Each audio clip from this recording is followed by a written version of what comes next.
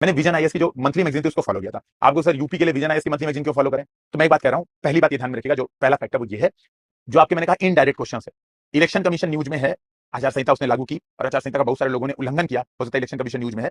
तो जो उसके बेसिक क्वेश्चन आते हैं कि इलेक्शन कमीशन किस आर्टिकल में है, कितने सदस्यीय बॉडी होती है, इसके सदस्यों का रिमूवल कैसे होता है, तो जब मैं विजन आईएएस की मंथली मैगजीन फॉलो करता था तो ये सारी चीजें उसमें कवर की जाती थी। तो करंट अफेयर्स में क्यों न्यूज में रहा है, जो बॉडी है कॉन्स्टिट्यूशनल बॉडी है, प्लस उसका बेसिक्स, तो आपको वहीं भटकना नहीं पड़ेगा। तो जो बेसिक सारे आइडियाज हैं वो यहाँ पे हो जाते हैं, पहला फायदा। दूसरा फायदा होता है जो मेंस में आपके पास पॉइंट्स होते हैं, इंपॉर्टेंट पॉइंट्स। सपोज ऐसा ही प्रश्न आ गया कि उत्तर प्रदेश के मुख्य सचिव कि उत्तर प्रदेश के शासन में भूमिका बताइए, और करंट में कोई न्यूज में रहा है कि भैया मुख्य सचिव का जो आप देखेंगे, जो माननीय दुर्गा शंकर मिश्रा जी हैं, ठीक है, उनका क्या किया, कार्यकाल 6 महीना बढ़ाया।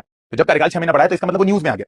अब सीधी बात है, अब अगर ये प्रश्न आ रहा है तो वो जो विजन की मैगजीन है वो इसको पूरा कवर करती है। पहली बात तो मैंने कहा कि इनडायरेक्ट वाले क्वेश्चन लगभग आपके सारे कवर हो जाते हैं। और मैं आपसे बता रहा हूं, डायरेक्ट क्वेश्चन अगर प्रीलिम्स में 30 या 35 होते हैं तो इनडायरेक्ट 100 होते हैं। Indirect current affairs based question 100 होते हैं। केवल 15 क्वेश्चन जो इतिहास ले लो, 100 चलो कम, मैं ज्यादा बोल गया, मान लो 80